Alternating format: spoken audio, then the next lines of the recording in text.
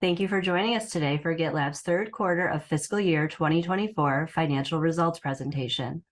GitLab's co-founder and CEO, Sid Sijbrandij, and GitLab's Chief Financial Officer, Brian Robbins, will provide commentary on the quarter and fiscal year.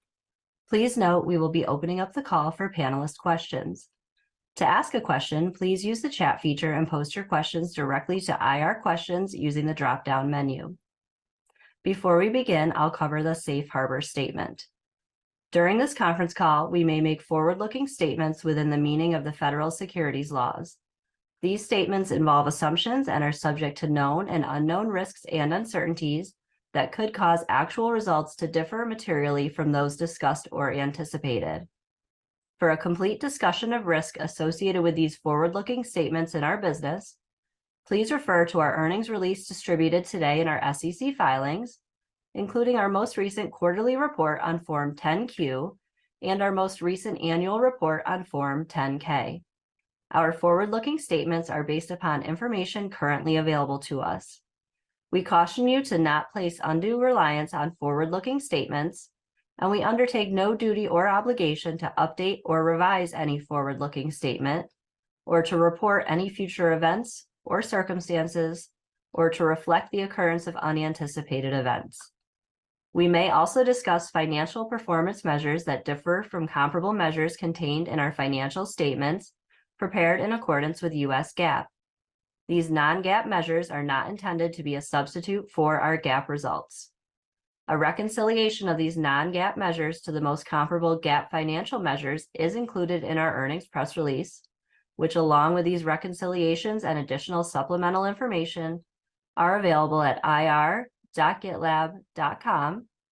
A replay of today's call will also be posted on ir.gitlab.com. I will now turn the call over to GitLab's co-founder and Chief Executive Officer, Sid Sijbrandij. Thank you for joining us today. We delivered a strong quarter. Revenue grew 32% year over year, driven by the continued adoption of our DevSecOps platform. GitLab is the only DevSecOps platform that brings together security, compliance and governance, AI, and enterprise agile planning. Enterprises face complexity from all directions in the form of rapidly increasing user expectations, more advanced cyber attacks, and more strict industry regulations. We believe they need GitLab to help them navigate this complexity and realize business value. Our platform improves engineering productivity and reduces software spend. That's why our customers report seeing 7x faster cycle times with GitLab. Today, I'll discuss how we are driving results in 3 key areas. First, we're adding new security and governance capabilities in our platform. Second, we integrated AI throughout the software development lifecycle. And third, we added an enterprise agile planning offering to make our platform available to non-technical users. Let's start with our security and governance functionality. These are at the heart of our platform and set us apart from the competition. Organizations like Carfax and Lockheed Martin trust GitLab to help them build security and compliance into their workflows. With GitLab, organizations and their engineering teams report that they can catch vulnerabilities earlier in the development process, and compliance leaders can set the right controls and governance frameworks. In contrast, security point solutions can cause friction for developers. With point solutions, developers either have to wait on security teams to identify vulnerabilities, or if they have access to a security scanner to assess their code, they need to manually copy and paste the scanner results back into their development tool. And the result is code that isn't scanned at the time it's written. This increases the time required to detect and resolve vulnerabilities. Our platform enables organizations to integrate security directly into the developer workflow. A recent product innovation our customers are excited about is our new security findings workflow extension. This extension enables developers to see and address their security findings directly in their IDE while they work without breaking their flow. Our customers see the value of bringing security and compliance into the same platform where developers work. An example is Double Verify, a leading software platform for digital media measurement, data, and analytics. DoubleVerify was previously using GitLab Premium alongside several point solutions for their application security needs. They recently upgraded to GitLab Ultimate to bring security findings closer to their developers. Now their developers can identify, learn about, and fix vulnerabilities in the same place where they work without switching applications. Another key differentiator for us in the security and compliance space is GitLab Dedicated, our single-tenant SaaS solution that provides customers with data isolation and residency. With GitLab Dedicated, customers in highly regulated industries can get the benefit of a comprehensive DevSecOps platform while meeting complex and stringent compliance and regulatory requirements. A large telecommunications company in Asia Pacific recently upgraded to GitLab Dedicated to enhance their privacy and compliance capabilities across their software development lifecycle. In Q3, we also launched a new self-service portal where customers can configure and maintain their GitLab Dedicated instances. This product innovation will create a more effective onboarding experience for new customers. Now I'd like to discuss our second topic, which is our unique approach to AI. We already have 14 AI features available to our customers. That's more than any other DevSecOps platform. We continue to innovate. GitLab Duo is our suite of AI-powered DevSecOps workflows that enables customers to boost speed and efficiency without sacrificing privacy, security, and compliance. We have 3 principles in our AI strategy. First, we're the only platform that integrates AI throughout the entire software development lifecycle.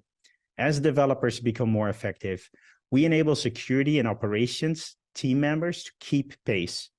Also, developers only spend 25% of their time writing code. AI within DevSecOps should focus on more than just code creation. Second, we are privacy and transparency first in our approach to AI. Our customers are eager to use AI, but they want to do so responsibly. To support them with this, we do not use their code to train the AI models used by other customers. Our privacy-first approach is why more than 50% of the Fortune 100 trust GitLab to secure their intellectual property. And third, our AI is powered by a diverse set of models from technology partners as well as our own AI models. That allows us to select the best AI model for each use case. In Q3, we released the beta of GitLab Duo Vulnerability Summary. This is a cool feature that provides AI-generated explanations of security vulnerabilities and suggestions for how to fix them. Another example of our progress is GitLab Duo Code Suggestions, our AI-powered code creation feature. It will be generally available in our December product release. We have been hearing from our customers that they are seeing efficiency improvements upwards of 50% with code suggestions. And finally, we recently announced the beta release of GitLab Duo Chat. With GitLab Duo Chat, users can quickly understand project status, get help with planning and configuration, receive explanations of suggested code, and generate tests, all without context switching. To start, GitLab Chat is available within the GitLab UI, Web IDE, and VS Code. We plan to add support for more editors in the future. Our approach to AI is resonating with our customers. For example, Amado Gramajo, Vice President of Infrastructure and DevOps at NASDAQ, recently shared his excitement about how GitLab Duo will help NASDAQ protect their intellectual property and stay in line with regulatory mandates.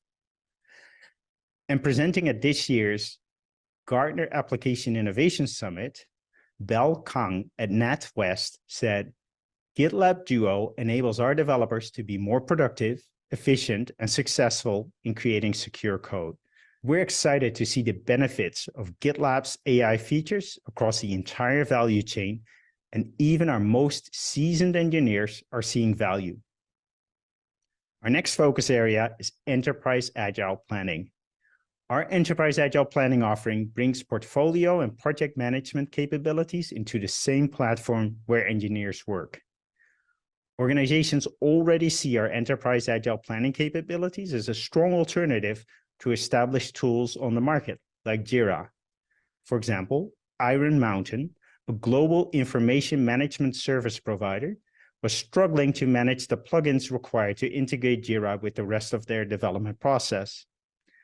By moving from Jira to GitLab Ultimate, Iron Mountain was able to scale their agile framework to drive more effective collaboration between enterprise IT teams and key stakeholders.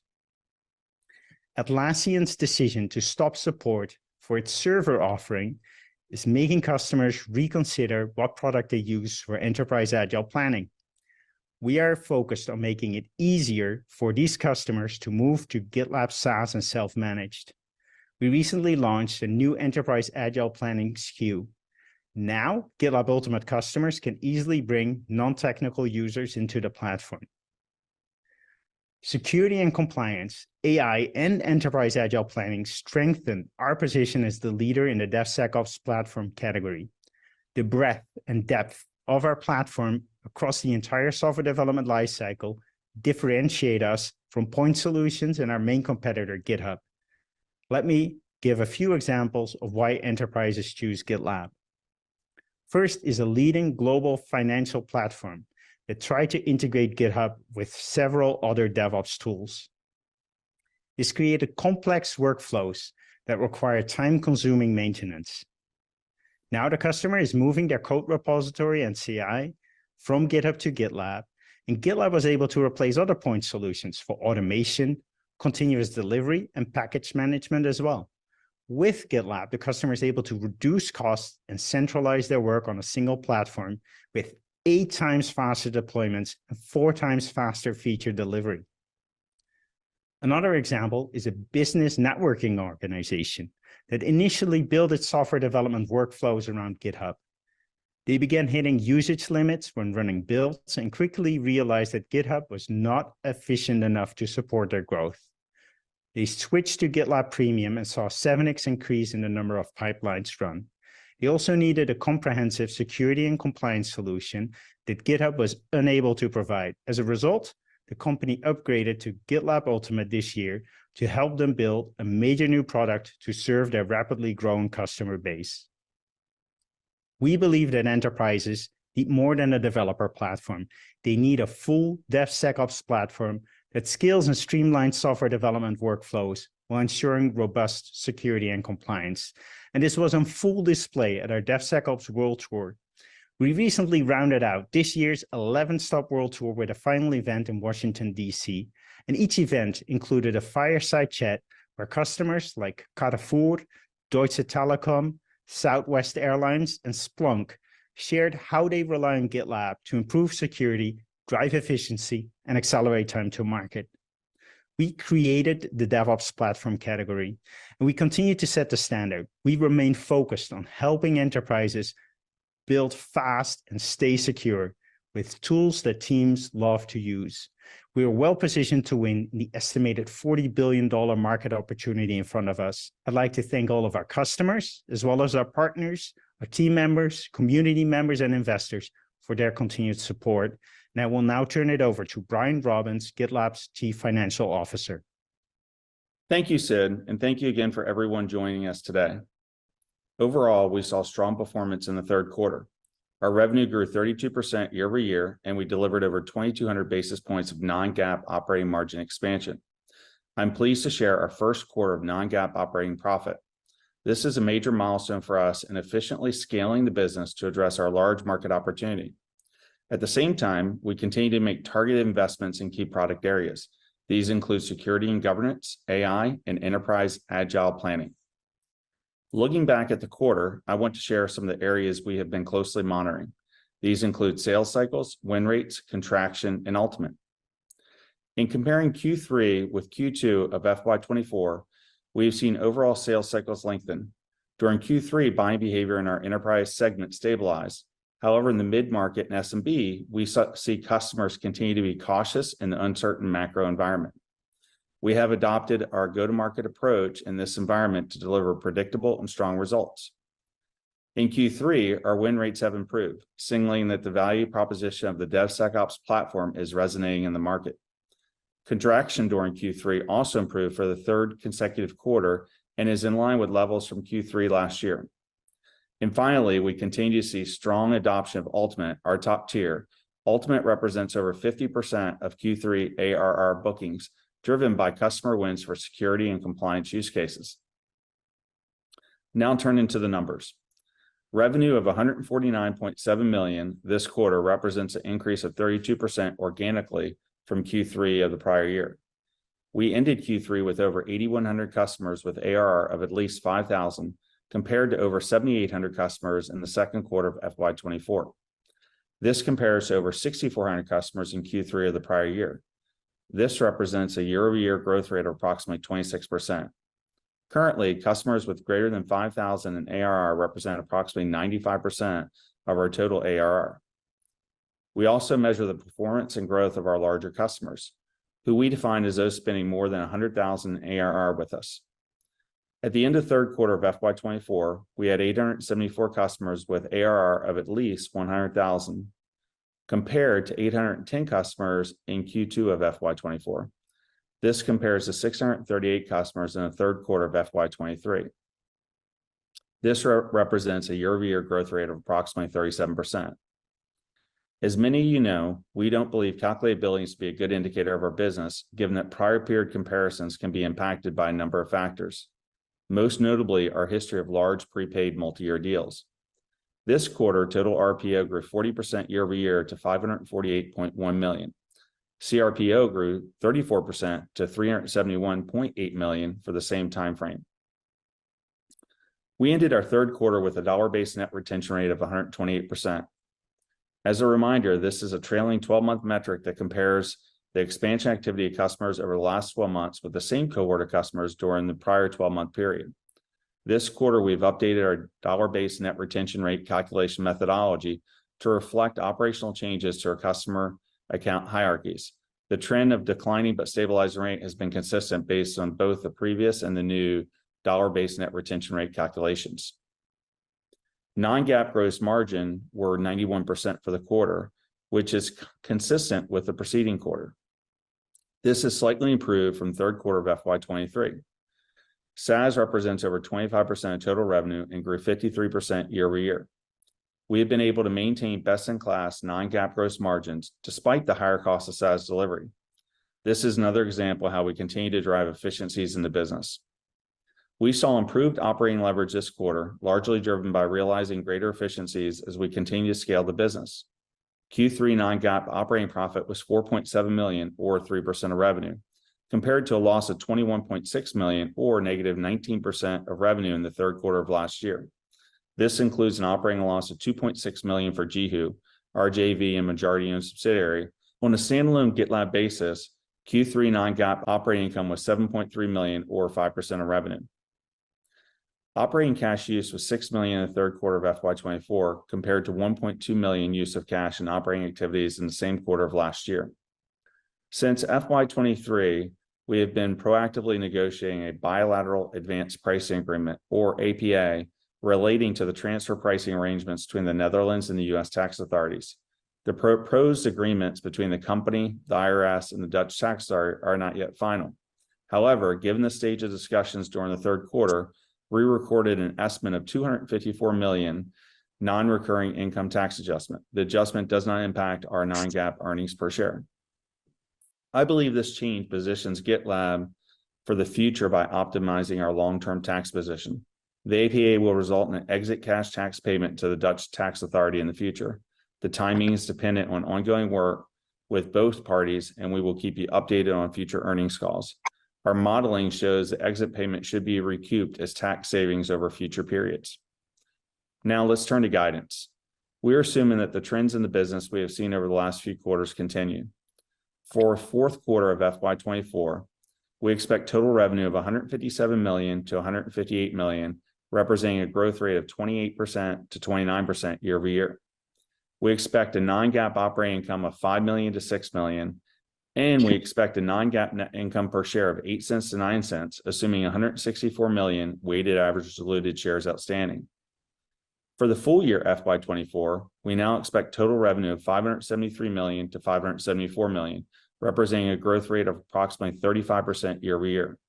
We expect non-GAAP operating loss of $10 million to $9 million, and we expect non-GAAP net income per share of 12 cents to 13 cents, assuming 162 million weighted average diluted shares outstanding.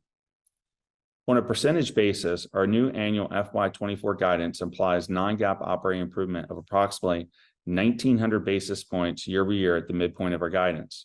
We believe that our continued focus on responsible growth will yield further improvements in our unit economics.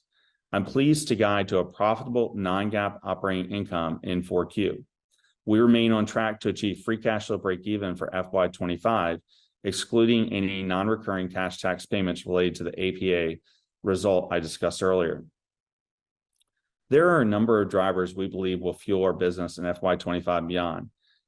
At our core, continuing to deliver customer value with our DevSecOps platform aligns our success with our customer success. Additionally, in April of this year, we raised the price of our premium tier for the first time in 5 years. Thus far, customer behavior has been in line with our expectations. Although, as a reminder, we anticipate the real financial impact from this change through FY26. Another driver is the launch of Dedicated. GitLab Dedicated allows us to serve companies in highly regulated industries with complex security and compliance requirements. The largest deal we signed in Q3 was an 8-figure TCV expansion with an auto company on Dedicated. The final driver for FY25 beyond is the monetization of our AI capabilities.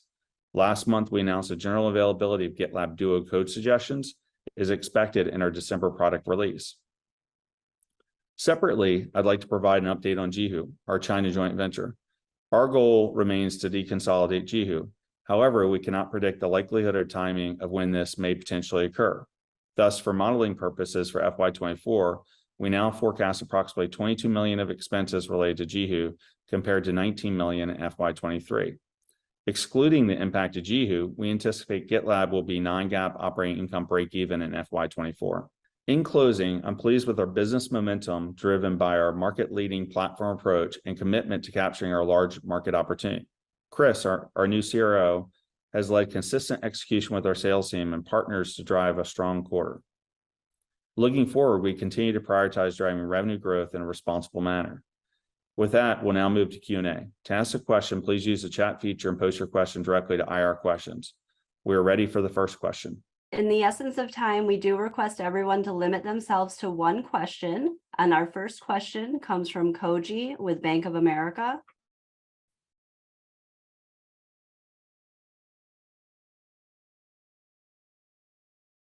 Hey guys, thanks for taking the question. A couple of times in the prepared remarks, you guys mentioned enterprise agile planning. I thought that was pretty interesting that you guys are highlighting that. So curious to hear, what you believe the opportunity is there. Is this a big replacement opportunity? How do we think about that? I believe it's included in the pricing model. Just want to make sure we understand the opportunity here on the planning side. Thank you. Yeah, thanks for the question. We're really thrilled about this market opportunity.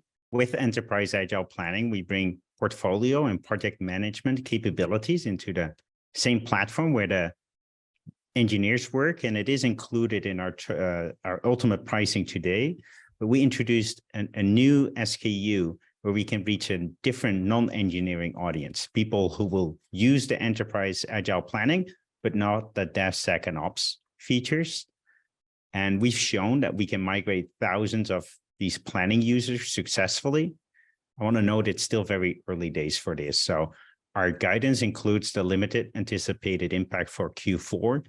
This is a long-term strategy that will take some time to come to fruition. The biggest impact is not expected in the coming fiscal year, but in the years after. Thank you. Up next, we have Carl with UBS. Congratulations on the results. Sid, I'll pose this question to you. One of the interesting things I thought you said on the last earnings call was that you suggested that we might be at the very beginning of a displacement cycle for Atlassian Jira, and you called out a large bank that was in fact beginning to do that. With the passage of another 3 months, Sid, do you mind updating us on that? Is there any further evidence that's giving you conviction that that's in fact starting to happen? Any other anecdotes or metrics you could share? Yeah, thanks for asking. We're very pleased with our pipeline for this, for enterprise agile planning in this new SKU we have. And it's being helped by Atlassian's end of support for their server product. because of that being deprecated, a lot of customers are taking stock of where they're at. And they're not even always moving to GitLab self-managed. Sometimes they move to GitLab SaaS, but it is a natural point for them to evaluate. And they see the advantage of bringing together their planning users with their engineers, security people, and operations people. The tighter those work together, the faster the cycle time. Okay, thank you. Thank you. Our next question comes from Mike at Needham. Hey guys, thanks for taking the question here. I did just want to double check. So first piece there, Brian, appreciate the update. It sounds like the premium price queue increase is tracking in line with expectations. Just wanted to see if there was any more color you could parse out there, and if that in any way, or your assumptions for that premium price queue has changed when we think about that Q4 guidance that you guys are putting out there today. Would just like to tackle that first. Thank you.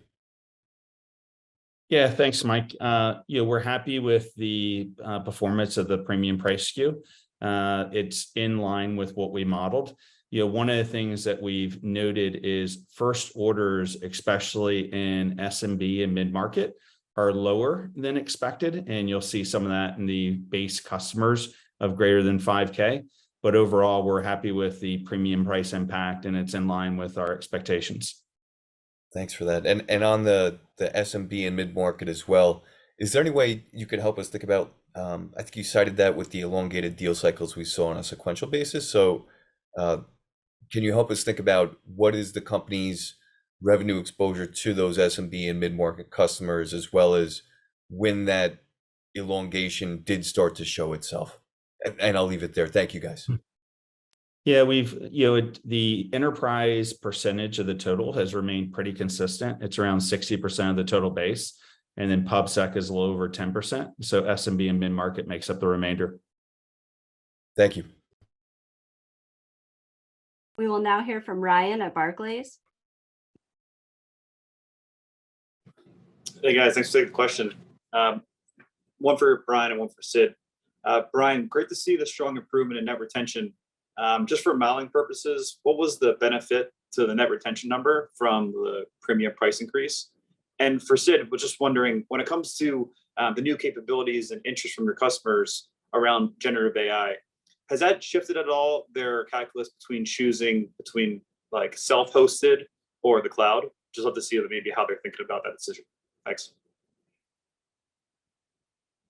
Yeah, I'll take the dollar-based net retention first. And so, wanted to call out, we've made a change in the way that we've calculated dollar-based net retention rate this quarter to better reflect the business itself. And so this quarter, if you did the old way, it'd be flat 124 to 124.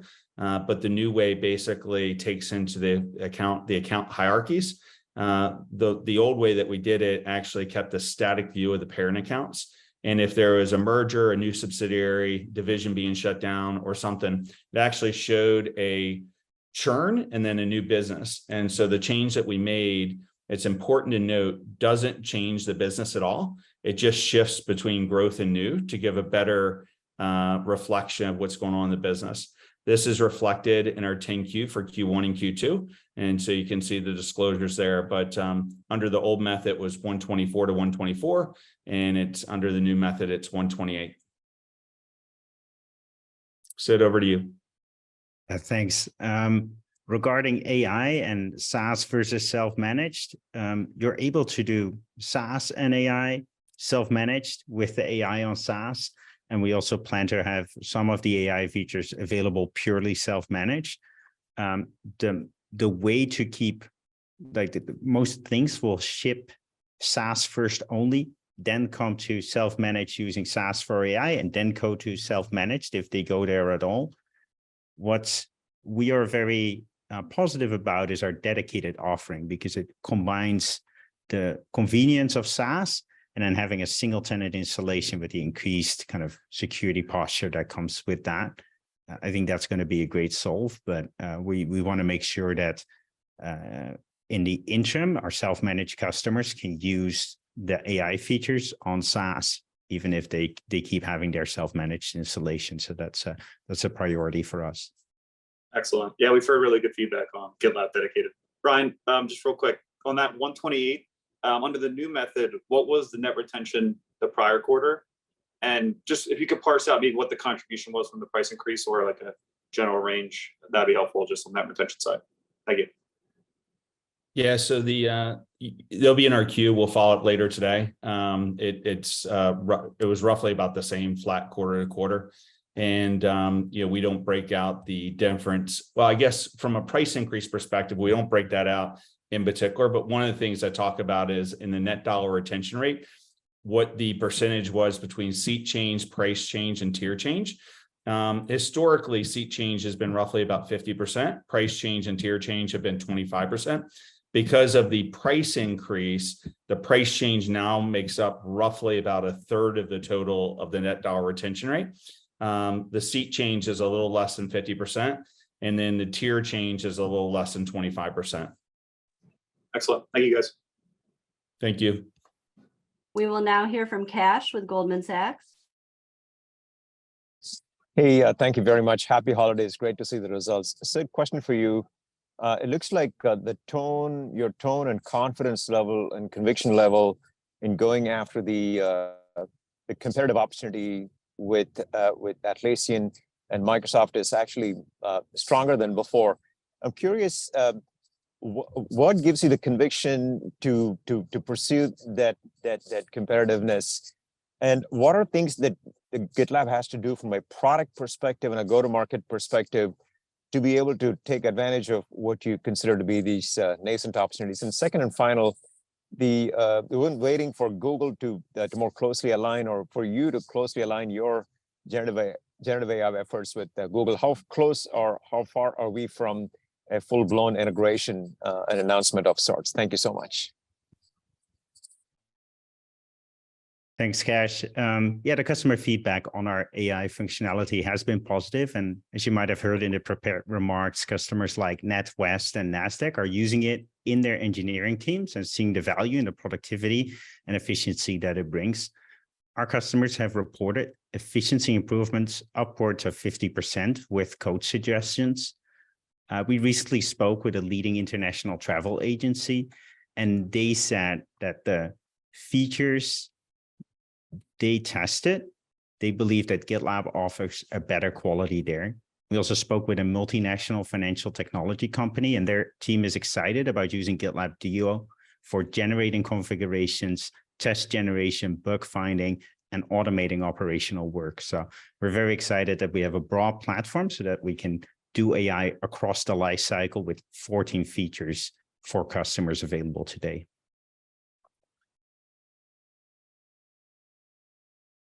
You're muted. Sorry, the other question, the competitiveness against Atlassian and Microsoft. What are the things you have to do from a product and go-to-market perspective to really take advantage of the opportunity that you see, the replacement opportunity? Yeah, I think apart from AI, I think it's really unique to GitLab to have better security and compliance. Our features like SAST and DAST, container scanning, API security, compliance management are unique to GitLab. We also talked about the planning and management features. We talked about enterprise agile planning, but also think of value stream management and DORA metrics that are all unique to GitLab as a DevOps platform. And for example, we had a Q3 deal at a European telecom. We partnered there with AWS and we won against GitHub. Thank you so much. Happy holidays. You too. Nick with Scotiabank is next. Awesome. Thanks, guys. I wanted to build on Ryan's question just around the generative AI functionality with GitLab Duo. It sounds like there's not going to be really any difference in feature functionality and sort of folding in some of the new enhancements into SaaS and self-managed. But I wanted to ask how you guys think about layering in additional feature functionality into premium versus ultimate, and whether there's going to be kind of any difference there. And then just as a follow-up to that, as you sort of layer in more functionality into that ultimate SKU more broadly, how do you think about pricing? Thanks. Yeah, I think our code suggestions, I think is very comparable to market, but I think what's unique about GitLab is having 14 AI features in the platform available to customers today. I think that's a big differentiation. As for how do we sell it, some features will be a different SKU. For example, code suggestions, and that's then available not just to Ultimate and Premium, but also free customers that might be not paying for GitLab today. I think that's an exciting opportunity, especially over the long term. And then some of the features we're going to put into Ultimate or Premium, and there might even be extra SKUs we introduce in the future.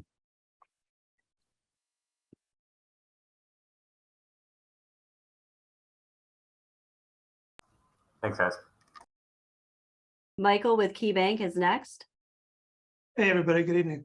Mike. Hey, Brian. I said hey, everybody.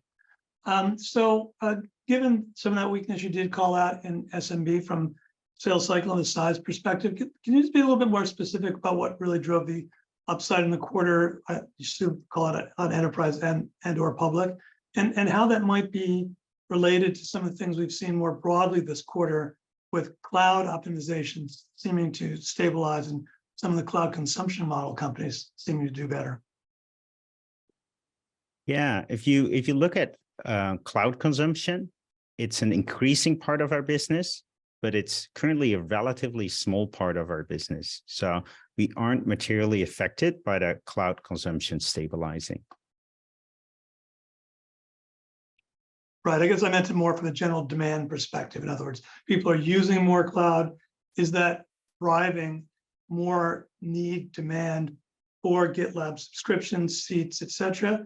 And again, what's really offsetting that SMB weakness that drove the upside in the quarter? I think that with GitLab, it has the biggest benefit the more complex your organization is. So the more complex your security and governance, the more heterogeneity in your projects, where you go from kind of having projects on mainframe to the latest agile, that is where we can really shine. By bringing that all together in one platform, we typically see a 7x acceleration of cycle time. So give us the hardest problems, that's where we shine. And the enterprises are having the hardest time of kind of having to move really fast, having all these things they have to move at the same time, but having the most compliance and security questions to do. We do believe, if you look at the overall market, software is just going to keep getting more complex. You get AI now, you'll have more regulatory friction coming for everyone. So that gives us a lot of optimism about the future. Thanks, Sid. Thanks, Michael. Ethan with Piper Sandler. Great. Thanks for taking my question. Kind of filling in here for Rob this afternoon. I just wanted to kind of talk about kind of on the same topic of cloud optimizations, and as these kind of come to maybe start slow down, how are companies thinking about ramping the velocity of new development projects, especially as we head into 2024? I'd just be curious to hear how customer conversations have been trending on that topic. Thank you. I think there's a lot of focus on ROI, like how do we do more and what measures should we look at? One of the best practices today is DORA metrics, looking, for example, at how frequently can we deploy. Also, cycle time is becoming really important for customers. How fast can I go from planning something to getting it out there? We've learned as an industry not to focus on lines of code written. It's not a good metric to measure efficiency. And with GitLab, you're able to look at those value stream metrics much more easily because you have everything in a single platform. And you're able to say, hey, if I move to GitLab, I know I'm able to make faster progress against my most important initiatives. Got it. Thank you. Thanks. Our next question comes from Matt with RBC. Great. Thanks for taking my question, guys. Congrats from me as well. Maybe for either of you, one of the drivers that we think about over the next several years is free to pay. I think you guys have changed slightly sort of how you think about free to pay usage within your base. Can you talk a little bit more about that philosophically? And are you seeing any benefit from that in the Q3 results? Yeah, Matt, I'll take that. Thanks for the question. And so we did implement a user limit on GitLab.com, and it's led good conversion from free to paid. However, the vast majority of these fall below 5,000, the base customer limit that we report. And so the impact is relatively low. We're continuing to, pursue that product-led growth. We think it will be, it's built into our guidance. And so that's on free to paid. I'll also take this as just an opportunity. I know a lot of you have had a wide range of outputs in the model for FY 2025 related to the premium price increase. We're halfway through our planning process right now, so we aren't giving guidance for next year. It's still a bit early, but the early work that we've done, we believe that the premium price increase will contribute roughly 10 to 20 million in revenue for next year. And so that should help you out from a modeling perspective. Thanks, guys. Great detail. Thanks, Matt. Joel with Truist is up next. Hi, thanks for taking the question. Sid, you mentioned on the call the AWS deal where you beat out GitHub. I would love to get a little bit more color on the partnerships and with Google and AWS and how that go-to-market's working, and maybe some updates from you there in terms of maybe driving some deal sizes, et cetera. Thanks. Yeah, thanks, Joel. So we got strong partnerships with both Google and AWS, and they're interested because we help their customers move to their cloud faster. We help them accelerate moving those workloads. And an interesting thing we did with Google recently, we announced at Google Next that they'll be integrating GitLab into their development console for GCP. I think that's a really interesting development that will pay off as many things over the longer term. But I think it speaks to the strength of these partnerships together with the AWS example I mentioned earlier. Just a quick follow-up. Can you just explain to us how maybe Amazon Q, you may work in conjunction with that as opposed to being a competitive product? That'd be helpful as well. Thanks. Yeah, for sure. We're going to make sure we're discussing with Amazon how we can make Q work really well with GitLab. Thank you. Thank you. Thanks, Joel. Pendulum with JP Morgan. Hey guys, congrats on the quarter. Just one question for me. Ultimate ARR seems like was a big number, 50% of ARR, if I heard that correctly. Seems like a big uptick sequentially. Has the premium price increase actually driven kind of a big upgrade cycle for you on Ultimate? Or I guess I can think of the reverse as well.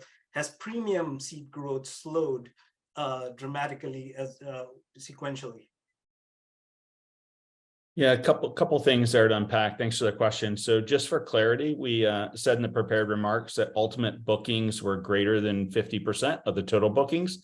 Ultimate ARR comprises of 43% of the total, and Ultimate continues to be our fastest growing tier, primarily as it relates to our security and compliance that's found within Ultimate. And so I hope that helps out from a clarity standpoint. That does. Thank you very much. Next is Greg with Mizuho. All right, thank you for taking the questions. Sid, regarding GitLab Duo, just wondering if there are any usage updates that you might be able to share for suggested reviewers or some of the other features. And then secondly, in your recent State of AI in Software Development report, which really is excellent, by the way, there were a lot of interesting data points. One that caught my eye is that more than half of respondents said that they think AI will replace their role within the next 5 years. And I'm wondering if that in any way changes the way in which you're thinking about the impact that Gen AI could have on the number of seats over a longer term basis, of course. Thank you. Yeah, thanks for that. I think that another really interesting thing that was in that study is that AI needs to be throughout the life cycle and for multiple things, like only 25% of the time of a developer is spent on coding, 75% is other tasks. And as developers get more productive, they write more code, you need to also increase the productivity of security and operations. So we're focused on making it work throughout the life cycle. I think you'll see parts of roles being replaced, But what also will happen is that creating software will get more affordable. And I think that will also lead to an increase in the amount of software we're writing. If something becomes more affordable, sometimes consumption goes up and the overall number of people involved increases. Still see a lot of humans being needed in even the medium term, and the productivity going up might be a good thing for the number of people in this sector. That's helpful. Thank you. Thanks. Next is Andrew with Cohen. Great, thanks. Congrats on the quarter. It's Andrew on for Derek. Sid, your dedicated offering has been GA since June. Could you talk about demand trends there? You mentioned the big 8-figure deal. That's great to hear. Talk about how large of a growth driver next year this could be. Thanks. Yeah, thanks. We're really excited about dedicated for everyone's. As a reminder, it combines the best of GitLab.com and self-managed. We manage it like GitLab.com, but just like self-managed or a single tenant, you have increased isolation and increased security through that. So we believe it's a huge opportunity, especially to convert current self-managed customers. I think it's going to play out over many years. So we're just at the starting point. We're signing those large deals that Brian mentioned, 8-figure TCV expansion in the automotive space. We see more coming, and I think there's a huge opportunity there, considering the majority of our revenue comes from self-managed today, and for the larger self-managed customers, this is a great option. Thank you. Peter with Bernstein. Thank you. I think over the last quarter, you talked about kind of several exciting things, both with Google and AWS specifically.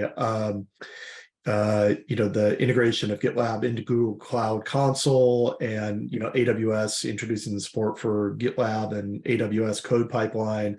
How can we think about the initial impact of these relationships? Either being seen in new or existing customers. I mean, are we seeing more contracts through Google Cloud and AWS, or how should we think about it?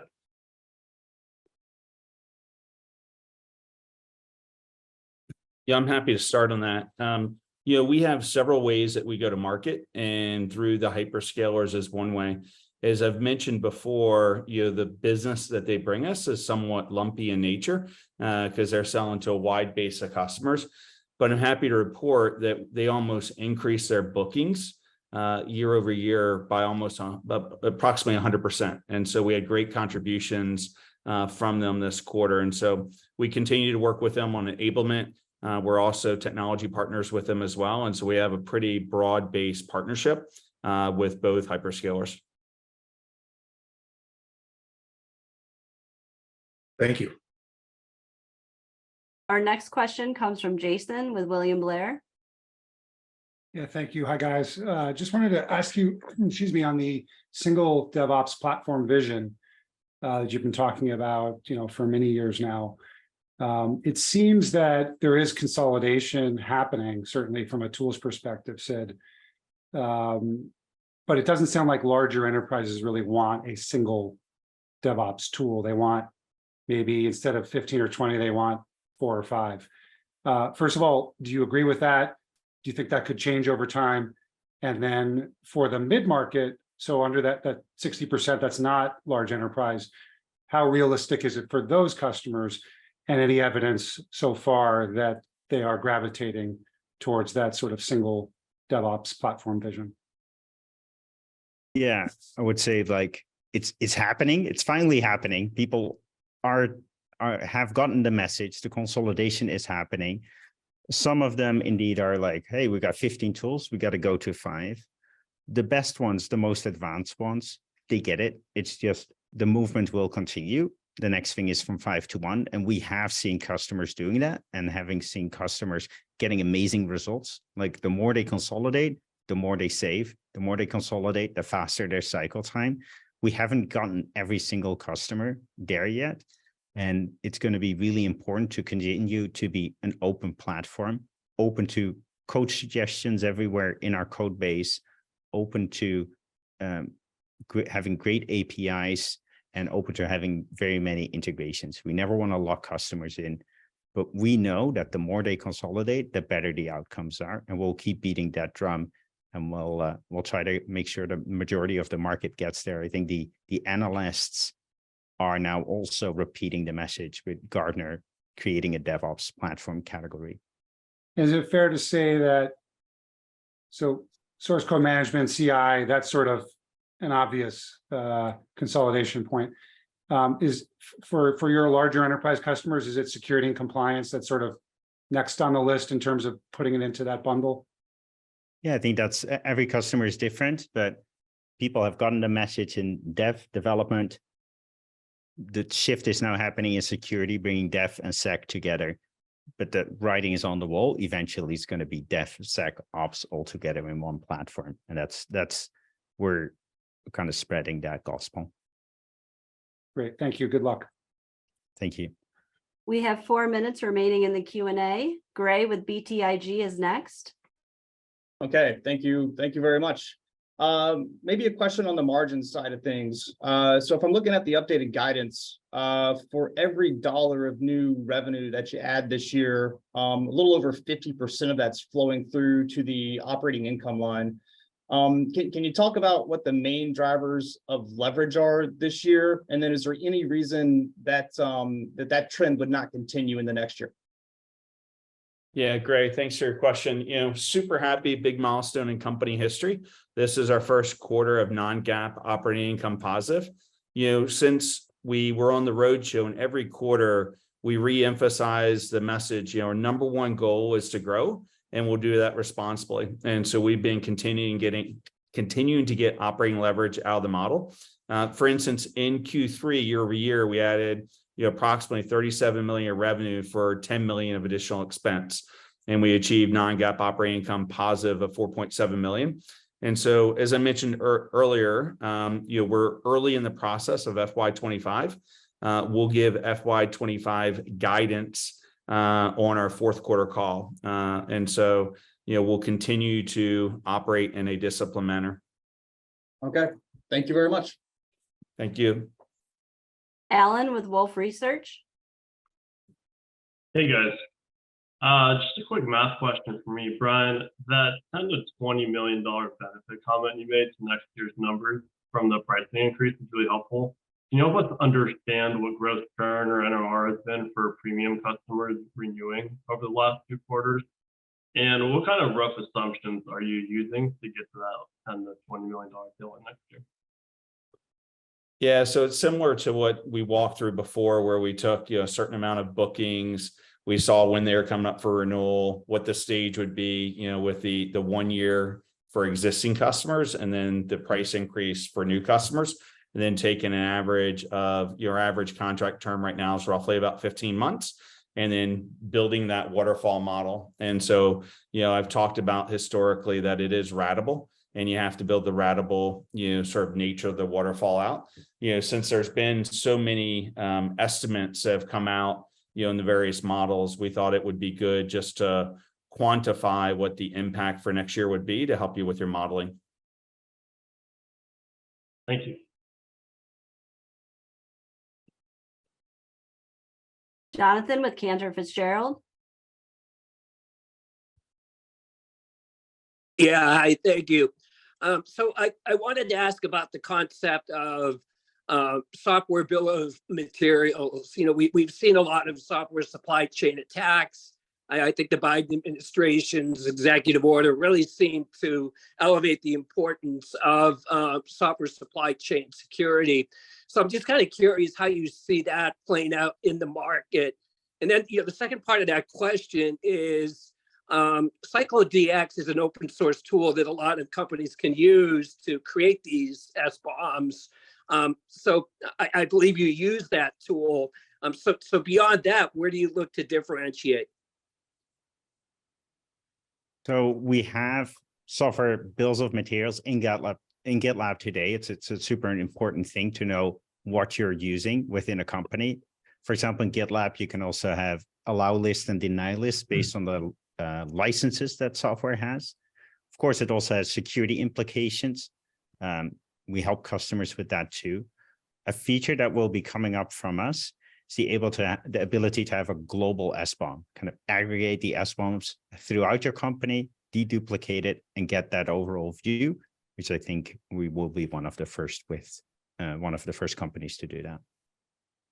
Okay, helpful. Thank you. Thank you. That concludes our Q3 FY24 earnings presentation. Thanks again once more for joining us. Have a great day.